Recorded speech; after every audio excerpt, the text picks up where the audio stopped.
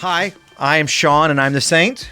And I'm Andy, and I'm the singer. And I, too, have been gone and have not done this in a while and am rusty and or sleep-deprived and or, yeah. Just pulled in about 417 different directions at once. Yeah, pretty much. Yeah. So tonight, that's kind of what we're talking about. Let's talk about the chaos. We've been gone for the month of July, and this is why. Where do you want to start? He went on vacation. So did he. I went on vacation. You did, 3,000 miles or something? 3,319 miles, I think my wife told me. 67 hours, and if you count the state we live in, I was in 19 states in 10 days. That is a state of insanity. That's a lot of driving. But you allowed your wife to achieve her 50 by 50. Well, not yet. Oh. We're still on there, but that was a huge piece of it, was all that stuff way up there. That would be the northeast. The northeast, for those that can't figure I out. have to point over here so you can see that it's the northeast. Maybe there's a map up there. Who knows? If I'm with it and editing, there's a map there. We went to Columbus, to Niagara Falls, which was amazing. I mean, that's two separate things, but was amazing. We went to Vermont, Maine. Went to one of the beaches in Maine, one of the beaches in New Hampshire. Saw the original Mayflower and Plymouth Rock, and drove a bunch. Spent some time in Maryland, got me some good seafood.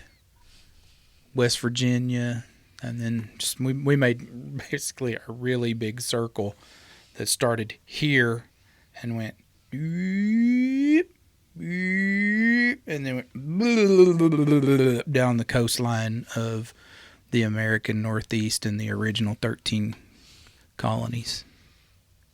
And we went to a wedding. And Allison and I sang at the wedding. And the priest was Billy Crystal in When Harry Met Sally. The waiter, there's too much pepper in my paprikas. Yeah, the whole ceremony was that. Jesus. It was Loves you. awesome.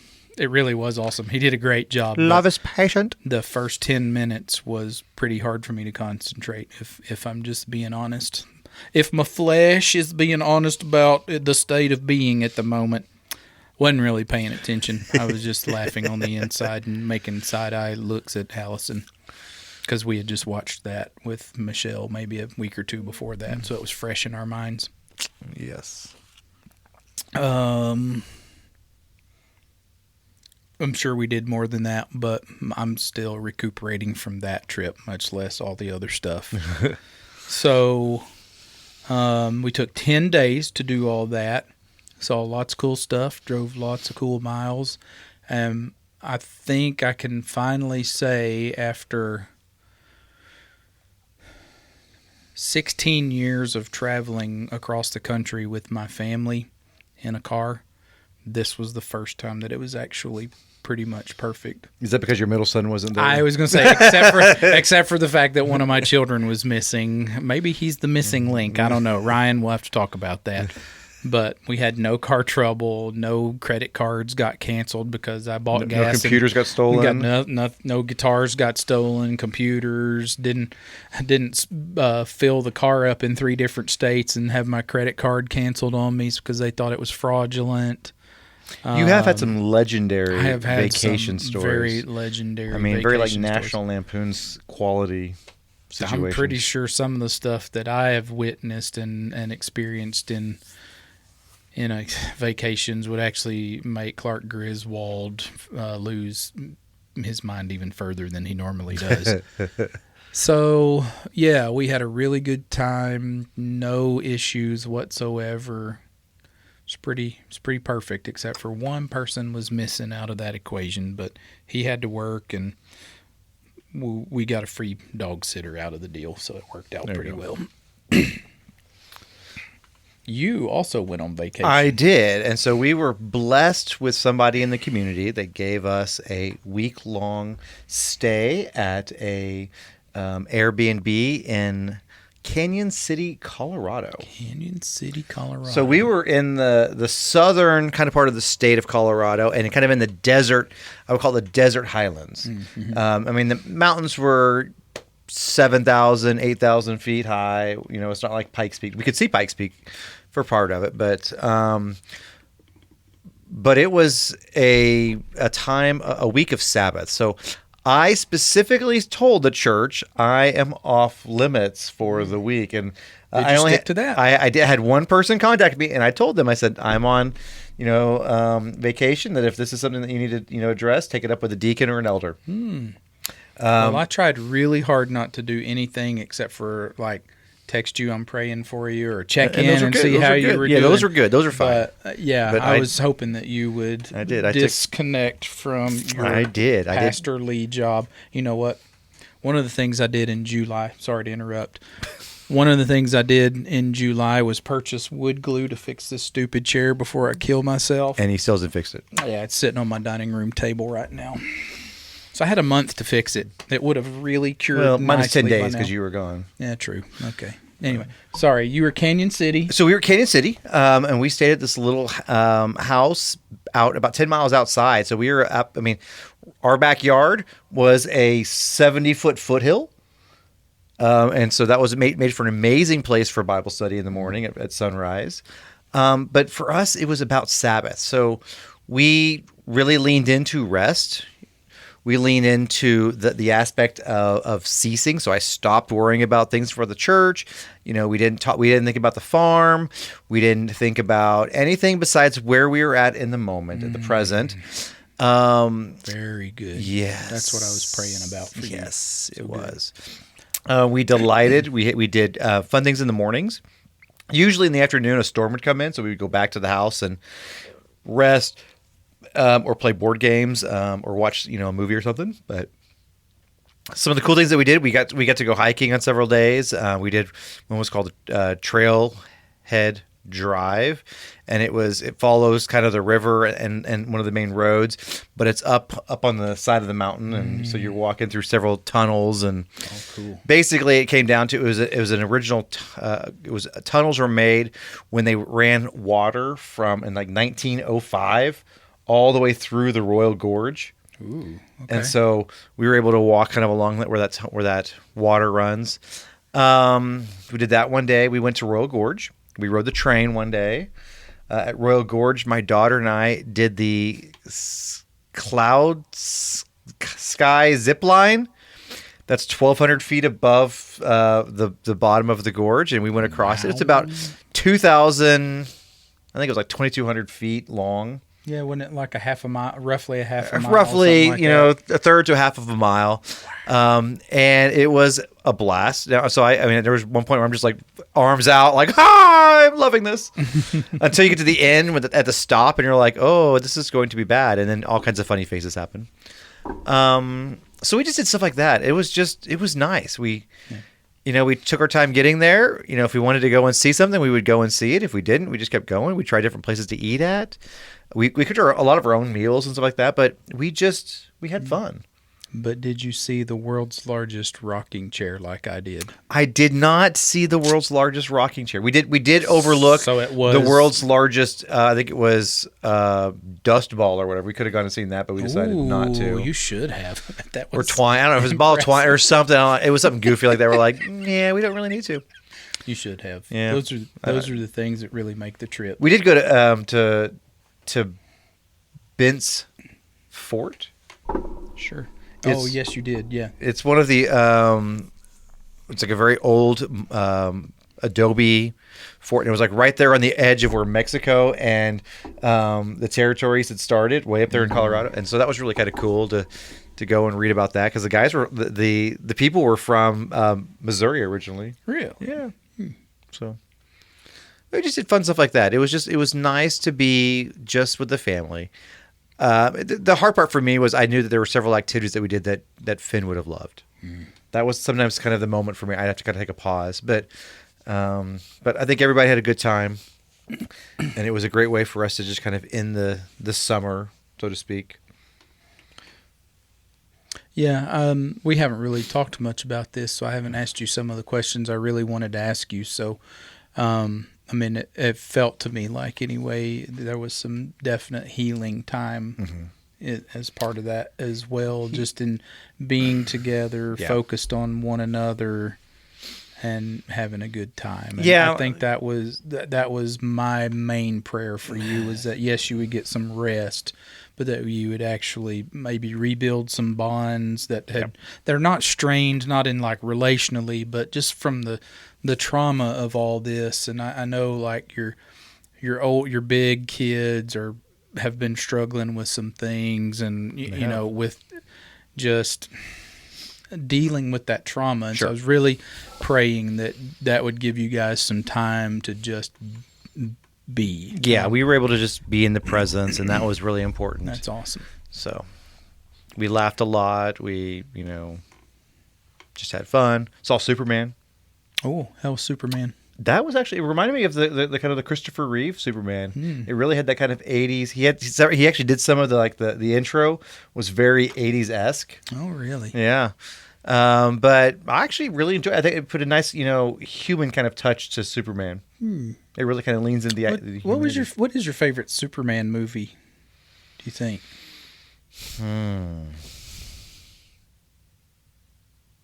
Do you know what? This one might actually be my favorite now.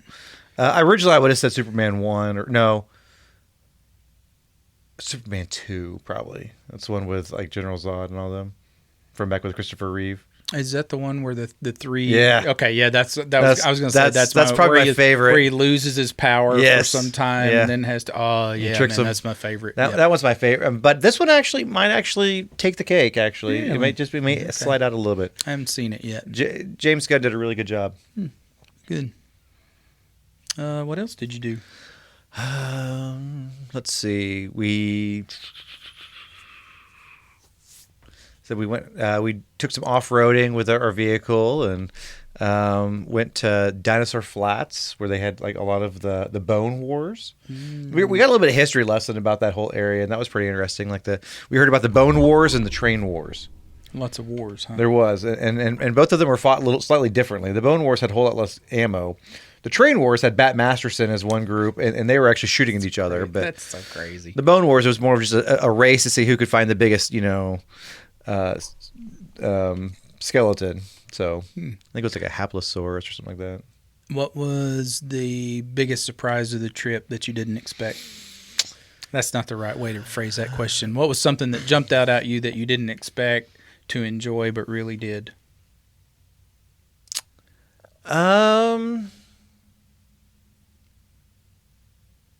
The ice cream shop that we found. There was this little ice cream shop, Royal Gorge ice cream shop, just in town. That was amazing.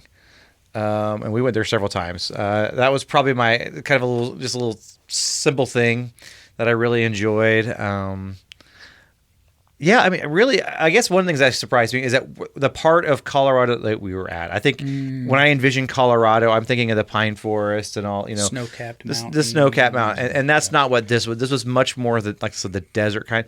And so that was kind of really the first time for me to be in that kind of area. I mean, I take that back. I have been to Utah, to Mount Zion, which can be similar, but this was even more so, I think, than that. It really reminded me of, New Mexico, Arizona, that kind of whole section.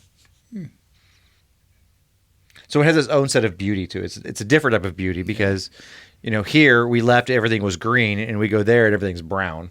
Yeah, well, it kind of reminds me of like when we went through the Badlands. Yeah. And you're up there and you're like trying to reconcile how desolate this is, but how beautiful it is at the same time. It's like this beautiful desolation. Yes. You ask yourself, how do people even survive here on a day-to-day basis? Right. But then how could you ever leave it once you've seen it? Yeah. It's a very interesting dynamic, the desert thing. Yeah. Okay. I think for me, and I think it might have been Casey, Illinois. I really was like rolling my eyes when Michelle said, we are going to go see the world's biggest rocking chair. And then we got there and it rocked. this little town had it figured out. It was really cool. They had I won't bore everybody with the details. You can watch my other YouTube channel and see the whole thing, but at some point. But there's like the world's largest mailbox. It's like 3 stories tall. You climb into it and you can wave at people from inside the mailbox. And they're just basically every store in the downtown has bought into this, and they've got the largest something there. But each one of them had a scripture that related to it, and I was like, okay, that's pretty cool. Yeah, that's intentional, and I was also a little surprised at how impressed I was with Niagara Falls. That was pretty awesome. But the one thing that I think maybe jumps out at me as the one thing that I would never think I would have enjoyed was going to the New Hampshire State House, Concord, and just walking into the building. There's no security guards. They're very like live free or die. Like there was not a security guard to be seen. Now she said they do have guards there, but you think when you go in a state house, you're going to have to pass through metal detectors. You're going to have to check in with somebody. We just walked through the front door. And we happened to be there at a moment where a few other families were there, and the lady just walked out from behind the desk and said, guess we're doing a tour. And so we got like a tour of the State House. We got to sit in the Senate chambers and hear how their Senate works and how crazy that whole deal is. Like I'm sure I'm going to butcher this, but they're a pretty small state, but they've got like 400 senators. And so each one of those guys represents like 2,200 people. Oh, wow. So you can almost know every one of your constituents there. And then you're related to half of them. And then their rep chambers is, I think they only have like 14 reps or something. So they reverse it. They've reversed it. Yeah. And there was all sorts of history and background there, and we got to see the governor's office and see where all the meetings happen and all this sort of stuff. But one of the coolest aspects of that building is the entryway. All the walls are just lined with these glass cases, and they have battle flags from basically every battle a New Hampshire soldiers ever carried a flag. So you had stuff from basically the beginning of the country, right?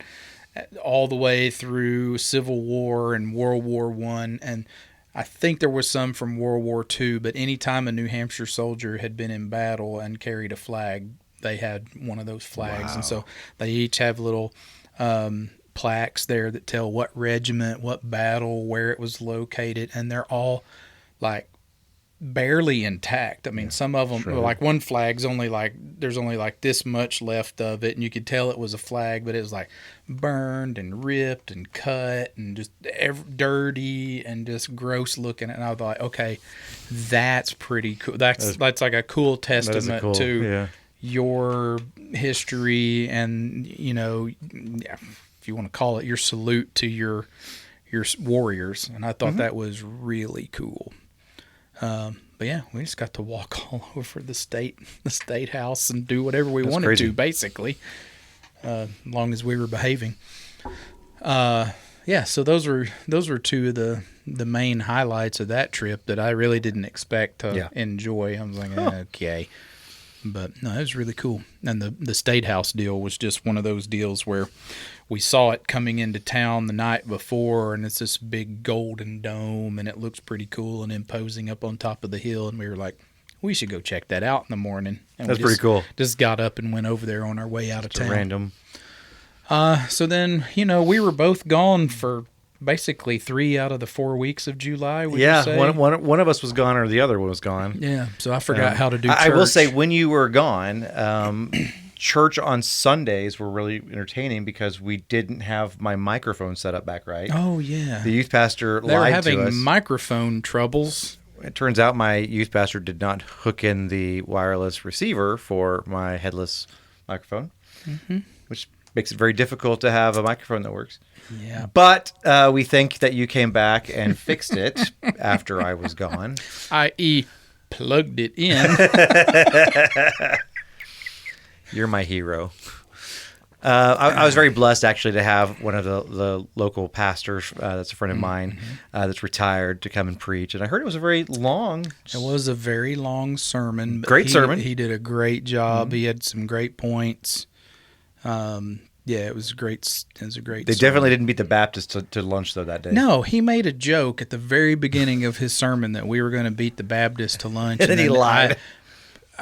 By my phone's count, I think we had 45 minutes of sermon, and I think I edited some stuff out that was like before he started talking and a couple of things, and I think I got it down to 42 minutes or something like that. But it was a long full one. sermon? It was actually a real sermon that lasted more than 15 minutes. So, I didn't hate it. Most of mine last more than 15 minutes. I know. I'm just saying in general. I felt a little attacked there. Sorry. I would have said 22 minutes and 36 seconds if I was Okay, that's better. Yeah. if I was attacking you personally. Mine are usually right around that, aren't they? Yeah, pretty much. 22, 23 minutes. Now, lately, you guys don't want to know this, but anyway, we're talking about it anyway. Lately, you've been kind of edging up on that 30-minute mark. I'm growing. Yeah. And I don't hear anybody complaining. So You just do it slow enough. I can say they don't know it. At a minute a month. I will say, I thought that we were getting some complaints about the length of Sunday's sermon because it did go service. The whole thing went. Okay, well, yeah, but the prayer time went forever. That's what it was. And yes. I didn't hear anything. No, I didn't hear a single I complaint sure about don't it. have a complaint about us all spending 20 minutes to pray for each other. So Yeah, we had a lot of prayer requests for one thing. yeah, we're a church that prays. That's kind of what we're getting. Kind of one of our foundational beliefs. Yep. So we all got back, and we were all super refreshed because 67 hours in a car and 3,300 miles is basically the same thing you did. I mean, it's Sabbath. Yeah. And those both of our vacations. Here's a fun little fact: we're pretty Sabbathy. Yeah. So you rested. I did. You We leaned into stopped rest. and did some delight. And I'm assuming you worshipped. Yeah. We didn't really stop so much or rest, but we delighted in the nation, saw some really cool things, and we got to worship with Taylor and Jake and their new baby, and she's like the cutest thing on the planet. Of course, With those two as their parents, right? I mean, it's like the two most beautiful people you've ever met, and they have a baby, and you think the baby's going to be ugly, right? But yeah, she's cutie pie, and we had lunch with them. And then the Sunday that we left out, we had church in Maryland. Okay. And we tried to pick something. This was interesting. This was kind of so Jake and Taylor's church is probably not that different than ours. Their worship style was slightly different than ours, but from a standpoint of what they were trying to do, and they're in an old church building and they're trying to do a kind of a new thing, and that was pretty interesting. And then the church in Maryland, we specifically, this is going to sound so weird, but we tried to specifically pick a church that had a lot of racial diversity. I really wanted to take my kids to an African-American church with a black pastor and the whole 9 yards. And we got there, and the pastor was on vacation, and a guy that looked a lot like me got up and talked about giving. Oh, wow. So we got there on Giving Sunday with an elder from the church and not the black pastor that we were hoping for. So still waiting on that experience for my children. And if you guys have never been to a black church, I recommend it. It's got a lot of character. It's a lot of energy. I mean, are you supposed to say it's fun? Because it is fun, and I think church can be fun, but it's fun. But so we had a service there, which was still a good diverse crowd and a diverse congregation, but we didn't quite get the full experience that I hoped we were going to get. But It was still a wonderful service. Then we ate lunch, and actually, that day we ate the best lunch we had all week when we went to Fat Boy's Crab Shack. Mm. And I spent an inordinate amount of money on lunch at a place called Fat Boys. Fat Boy's Crab Shack, but You know why they get fat, huh? every penny. Then we came back home all tired and worn out, and then immediately went to do what? So I literally get back, and well, the funny thing is, so my week getting back included my birthday Yes. and a colonoscopy. Yes. At the same time. I did choose to actually do I chose fasting on my birthday, and also What else were you doing on your birthday? drinking a lot of Mucilex. What is it? Mucilex? Yeah. He was fasting and evacuating. Yes. But I came back good, so there you go. But Very good. But Happy birthday. Thank you. Yeah, I know. My wife's like, why don't you just change it? Like, I just want to get it done with. So, but anyways, so then Friday we joined a youth retreat with about 100 people, students and adults, most of those being students, and proceeded to worship and not get to sleep anytime before, 2 a.m. I think I clocked us 6 whole hours of sleep from Friday night to Sunday morning. I probably did 9 hours. I think I did 5 and 4. I think I got 5 hours the first night. Wow. I But- got 4 Friday night, and I think I got 2 Saturday night I got a good 2 full hours of sleep. Well, I probably didn't fully get full 4 hours because Ben's alarm went off at 5:45. The jerk. We're going to have to talk about Ben. Are. Yeah. I love my youth pastor. We don't talk about Ben. But- Anyway. And then your alarm going off every 10 minutes was slightly. And I swear, you went back to sleep between every single. I absolutely did. And so I just kept laughing because I'd be like, and all of a sudden, Yeah, absolutely I'm like, did. dude. I was that exhausted that It's so funny. I probably took me 3 of those 10 minutes of the snooze to get back to sleep. But yeah, You did. I mean, pretty sure I breathing. did. You're breathing pretty much after every one of them. Yeah, Settled out again. Yeah. I just laughed at that point. But so tired. but I think the beauty of that week. So I was the spiritual director. So I was in the conference room with the ones that were going through it. And I had 3 talks that I had to give. I had to give resurrection, grace, and forgiveness. And I've given these talks before. Not like that, bro. Not like this though. With resurrection, the Holy Spirit was really, as I was up praying before I went to give my talk.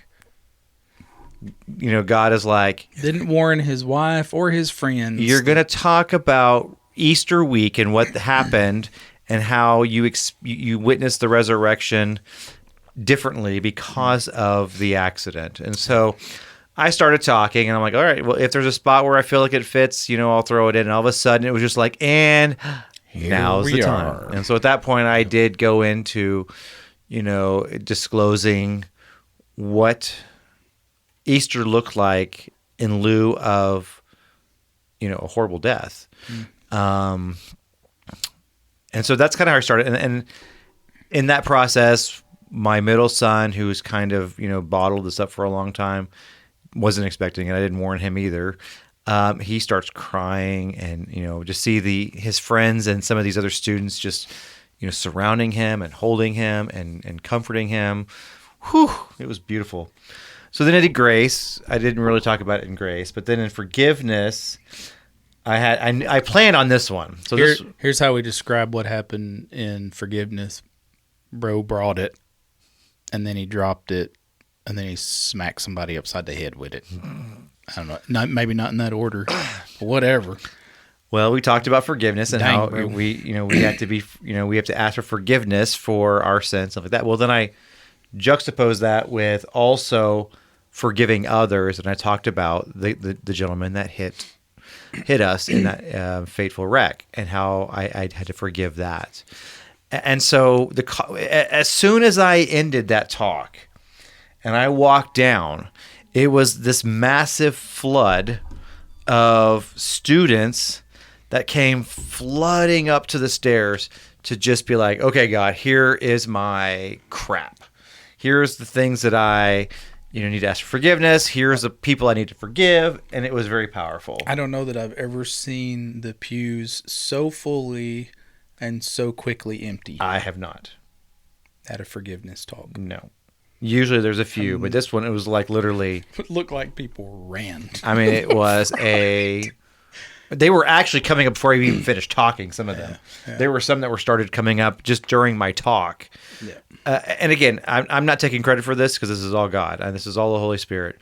But just the amount of love and grace that we experienced. My family, one of the young ladies, she's a sweetheart.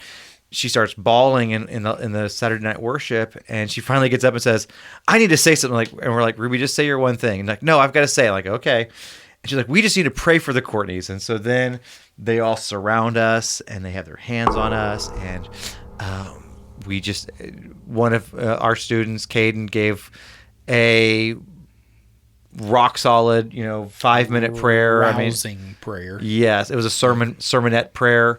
Yep. And just to have all those students around us and just the adults. Well, then through the course of that, my daughter stands up, and she was one of the coordinators. She's like, "I got something to testify." And I got testimony. And we're like, okay. So she took the microphone from the speaker, and he was allowing this.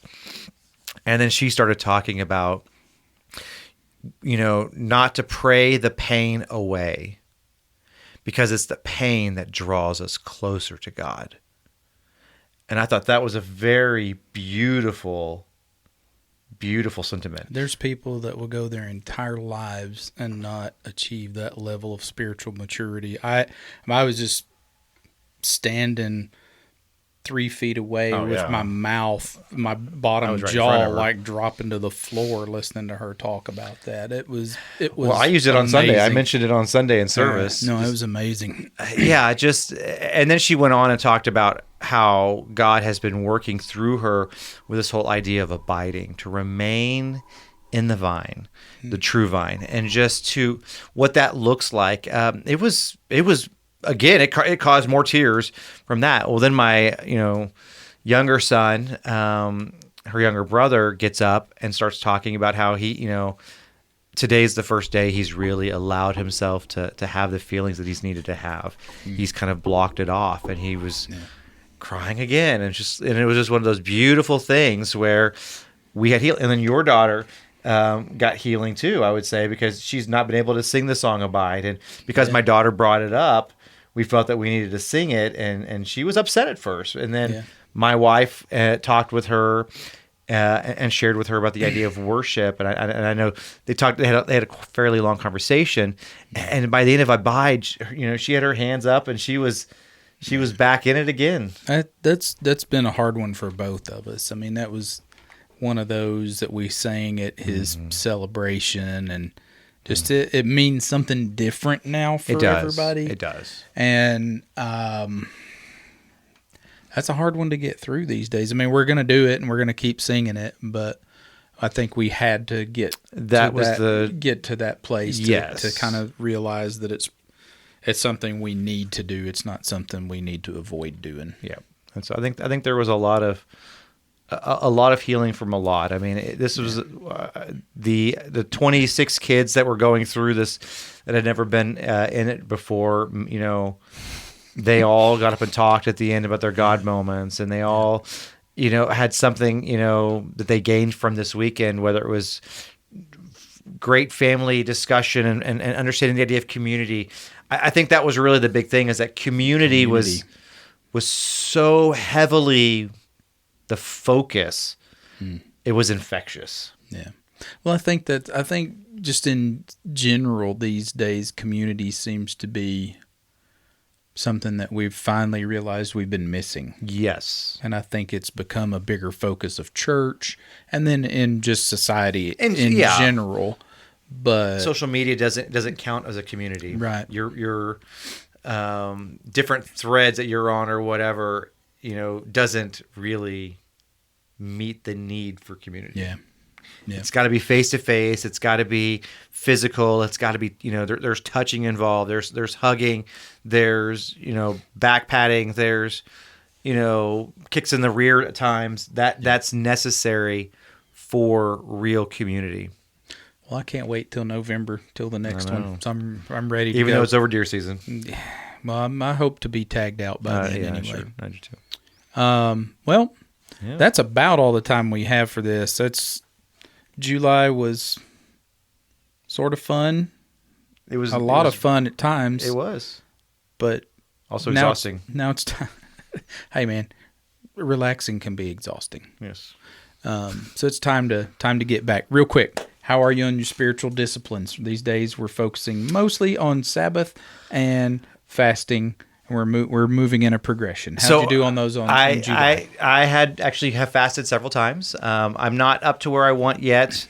I need to make a conscious effort to be fasting every Friday. It's kind of my goal. And then eventually I would like to do the traditional Wednesday, Friday, that Christians do. I found Fridays to be too difficult to me, so I'm focusing on Wednesdays for now. Yeah, Wednesdays. I might need to switch that and consider. First, I was thinking of doing it on Mondays, but I don't know. I think I'm going to do it on Wednesdays. But I do know that my wife and I are really planning on, when we get the kids out here, really kind of focusing into that idea of fasting together. She actually wants to do like a 21-day fast. Well, let her do it first until I'll be eating in front of her slowly. No, I won't do that. How that's gonna go. As far as Sabbath goes, we've really been on the run just because we've had vacations and like that. But yes, we still try to take the time to do that. Yeah, I'm doing pretty well on the Wednesday deal. The Friday deal, there's a mental block there. For some reason, I feel like Fridays are longer than all the other days. I don't know the logic behind that. I can't figure it out. But in my head, it's been 4 days previous of work, and so it just seems longer. I guess I don't know, but it just feels like it's a longer day, and I have a harder time. But today was a prime example. Did great. Came home, ate. I'm going to start weighing myself because I'm wondering how that's going to work out from time to time. So, can we start with a 3-day and not a 21? Are we working our way there? Is that what we're doing? She wants to. So when she listened to that, John Mark Comer and whatever the gentleman from Africa, and talked about his 21-day fast, she's like, I think I can do 2 weeks. Or so, and go longer. I'm like, okie dokie, because she really wants to get to that ketosis kind of situation in her body and things like that, and just really being focused on it. And so she's kind of looking at trying to consider doing that. Anybody that we know that can do it, it's probably her. Yeah, I don't think I can. I could do a 6 to 6 for 21 days. Yeah, but I don't. Talking about a 6 to 6. She's actually talking about drinking water. Just drinking water. I got faith she can do it. I can't do it. I don't know. Right We'll now. see. I wonder if she'll be able to, just because of other health issues or whatever. Yeah. So, but okay.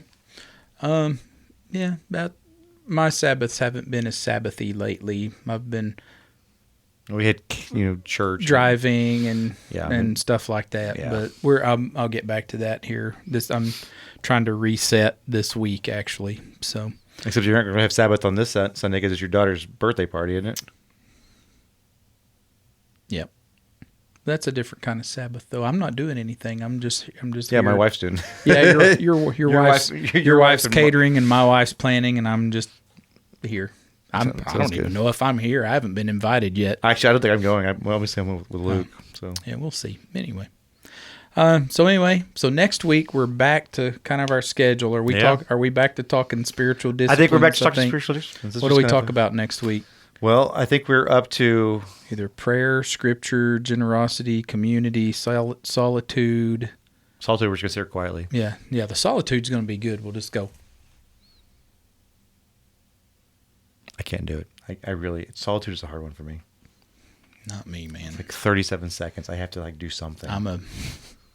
I'm a troll under the bridge type guy. I want to do something. I'll read or something. But next week, let's do on. Let's talk about community. Community. I like that. Yeah. Okay. It kind of seems a good juxtapose. We'll talk to you guys next week. We'll be talking about community. Thanks for watching / listening / whatevering to the Doing your laundry. Saint and the Singer. I'm the saint. And I'm the singer. See you guys next time. See ya.